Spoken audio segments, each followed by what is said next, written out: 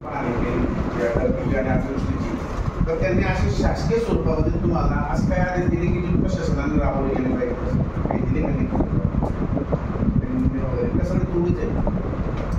नैसर्गिक आपत्ती आल्यानंतर ज्या ज्या ठिकाणी नुकसान होतं शेती पिकाचं असो घराचं असो तिथं लेखी सूचना देण्याची काही आवश्यकता नाही आहे. आम्ही तिथे लगेच तातडीने जाऊन जे काही वस्तुनिष्ठ पंचनामे चालू करतो. आता नैसर्गिक आपत्तीला 2 भाग आहेत. शेड्यूल आहे असं कर्तव्यच आहे ना ते जाणून ते काय असं लेखी सूचना दिल्यानंतरचा असा विषयच नाही. नैसर्गिक आपत्ती आल्यानंतर आमचं पहिलं तर कर्तव्य की जे आपत्तीमध्ये अडकलेले जी काही लोक असतील नागरिक असतील त्यांना वाचवणं जीवितहानी होणार नाही याची दक्षता घेणार पहिला होता. आपत्तीच्या काळात आपत्तीनंतर मग जे नुकसान झालेलं असेल वित्तहानी असेल जीवितहानी असेल त्यांचं पंचनामे करणे करून मग शासन निर्णयानुसार जी मदत दिली असते ती नंतर देणे होतं. ही गोष्ट चालू. बरं मग आता समजा एवढं जे नुकसान झाले तुम्ही पण गेले मला चांगलं वाटलं ही इंटरव्ह्यू घेतात का नाही मला तुम्ही बोलत नाही मला असं करायचं आहे की तुम्ही साईडवर गेले आम्हाला बरं वाटलं आम्ही अभिनंदन केलं संघटनेच्या सूचना आहेत. आज आम्ही प्रहार जनशक्तीचे जिल्हाध्यक्ष तालुकाध्यक्षांसोबत काही शिवसेनेचे बी तालुकाध्यक्ष होते तहसीलदार साहेबांना भेटलो. जी काही अतिवृष्टीमुळे ढगफुटीमुळे पिकाचं आणि शेती खरडण्याचं असं नुकसान झालेलं आहे त्याबाबत आम्ही साहेबांकडे विचारणा केली असता की तुम्ही आमदार मंत्री गेले अधिकारी त्या ठिकाणी गेले खूप चांगली गोष्ट आहे आम्ही कौतुक करतो या गोष्टीचं. पण आता तुम्ही जे काही शेताचे जे पंचनामे करतात पिकाचे ते आदेश तर तुम्ही दिलेत पण टेंटेटिव्हली तुम्ही किती काळात हे काम कंप्लीट करणार याच्याबद्दल आम्ही विचारलं तर साहेबांनी सांगितलं आमचं काम चालू आहे पण आम्हाला त्याचा काही खास असा पिरियड सांगता येणार नाही तरी पण आम्ही करू.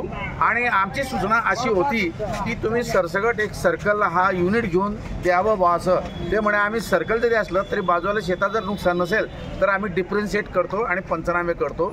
त्या ठिकाणी आम्ही असं पण सांगितलं की पंचनामे करत असताना संबंधित शेतकऱ्याला तुम्ही ॲडवाईस करा आणि पंचनाम्याची प्रत त्याला पण द्या त्याची सही घ्या म्हणजे त्याची पुन्हा कंप्लेंट राहणार नाही असा एक भाग राहील.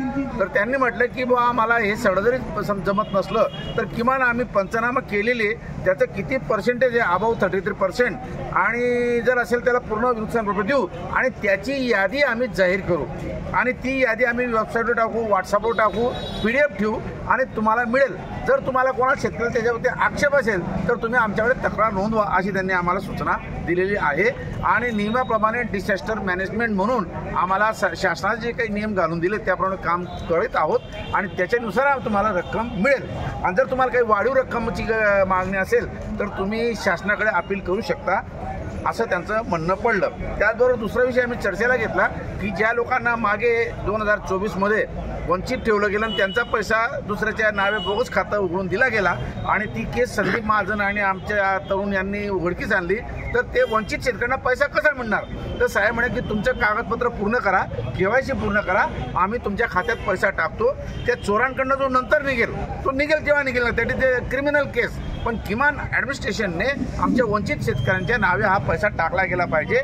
आणि आता तरी त्या साहेबांनी मान्य केलं की आम्ही असा टाकू. जे अर्ज आमच्याकडे आले म्हटलं त्यांची पूर्ती करा त्यांनी मान्य केलं असं आमचं समाधान झालेलं आहे.